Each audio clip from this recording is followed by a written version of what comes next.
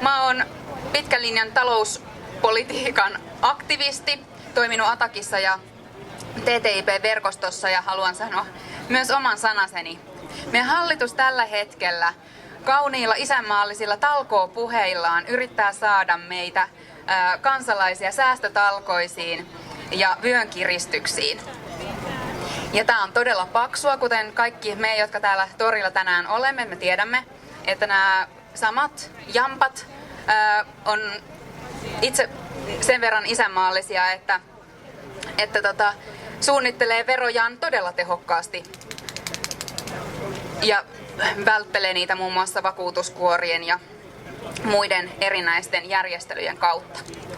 Se, mistä mä haluan nyt pitää tämän lyhykäisen puheenvuoroni, on se, että nämä samat kaverit, jotka isänmaallisuudesta meille kovasti puhuu, niin puuhaa tällä hetkellä myös meidän hallitusohjelmassa on tuki tällaisille uusille kauppa- ja investointisopimuksille, kuten TTIP-sopimus Euroopan unionin ja Yhdysvaltojen välillä ja CETA-sopimus Euroopan unionin ja Kanadan välillä. Ja lisäksi tällainen palvelukauppasopimus TISA, josta on hyvin vähän ollut julkisuudessa keskustelua.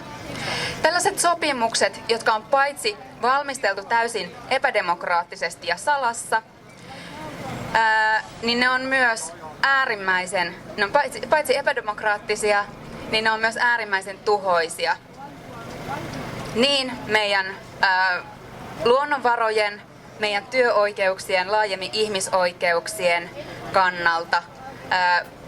Nämä vaikutukset näillä sopimuksilla tulee olemaan niin laajapohjaisia ja kauaskantoisia, että sitä ei niin kuin pysty edes tajuamaan, jos näihin sopimuksiin sitoudutaan, niin missä useassa sitten tullaan olemaan.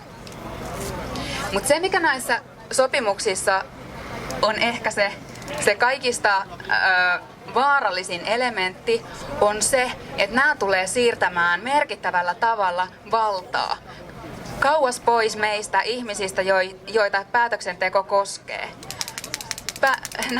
Nämä sopimukset siirtäisi valtaa suuryrityksille ja niiden etujärjestöille ja ylikansallisille virkamies- ja riitojen sovitteluelimille. Pois siis kansallisilta parlamenteilta, pois Euroopan parlamentilta, pois meidän kunnan ja kaupungin valtuustoista ja niin edelleen ja niin edelleen. Pois meiltä ihmisiltä yhä kauemmas ylikansalliselle tasolle. Ja nämä samat jampat, jotka nyt puhuu meille isänmaallisuudesta ja talkoista ja kansakunnan tulevaisuudesta, niin puuhaa myös tällaisia seikkoja. Niin voi terve ja hyvää päivää, ei voi muuta sanoa.